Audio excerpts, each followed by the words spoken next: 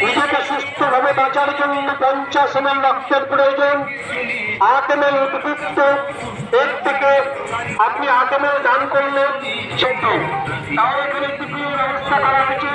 সেটা কেন কারণটা জেনে নিন।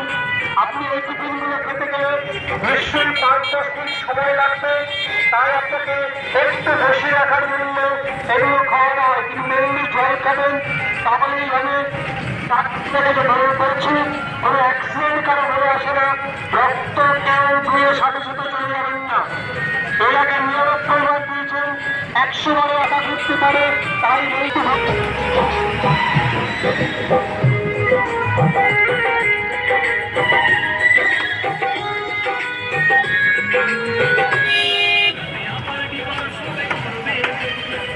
বারবার মনে করছি রক্ত দেওয়ার আগে জল খাবেন, রক্ত দেওয়ার পরে আবার জল খাবেন।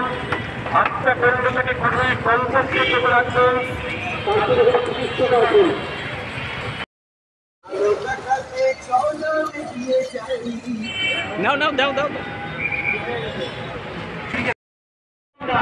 প্রথমে আমরা অনিমেষ চক্রবর্তী মহাশয়কে আমাদের মঞ্চে ডেকে নিচ্ছি।